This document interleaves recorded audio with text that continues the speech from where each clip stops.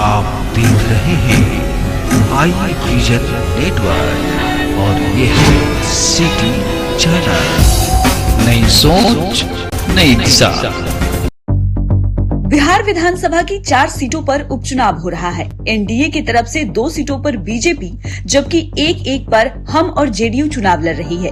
India alliance की ओर से 3 सीटों पर आरजेडी तो वहीं 1 सीट पर माले उम्मीदवार किस्मत आजमा रहे हैं। इसके अलावा जनसुराज ने भी सभी सीटों पर अपने उम्मीदवार उतारे हैं।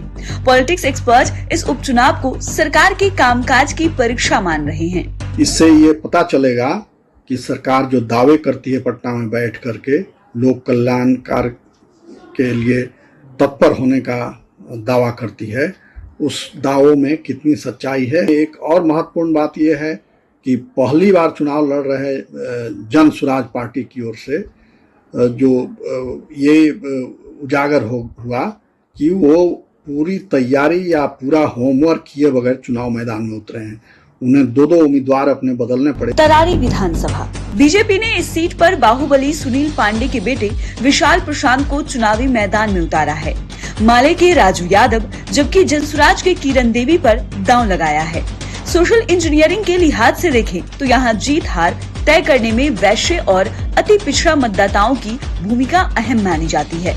बेलागंज विधानसभा उपचुनाव में जेडीयू ने दिवंगत बाहुबली नेता बिंदी यादव की पत्नी और पूर्व एमएलसी मनोरमा देवी को टिकट दिया है। आरजेडी ने विश्वनाथ यादव तो जनसुराज ने मोहम्मद अमजद को उम्मीदवार बनाया है। यह मुकाबला त्रिकोणीय माना जा रहा है।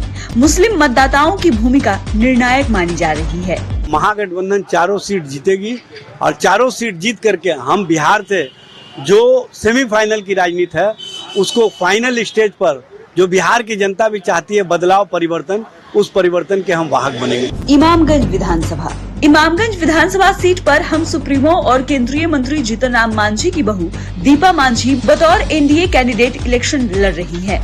आरजेडी ने रोशन मांझी और जनसुराज ने डॉक्टर जितेंद्र पासवान पर दांव लगाया है। डांगी और अति पिछड़ा वोटर्स जिसकी तरफ वोट करेगी उसकी जीत यहाँ पक्की मानी जा रही है। रामगढ़ विधानसभा आखिर में बात रामगढ़ उपचुनाव की। यहाँ से आरजेडी ने प्रदेश अध्यक्ष जगदानंद सिंह के बेटे अजीत सिंह को मैदान में उतारा है।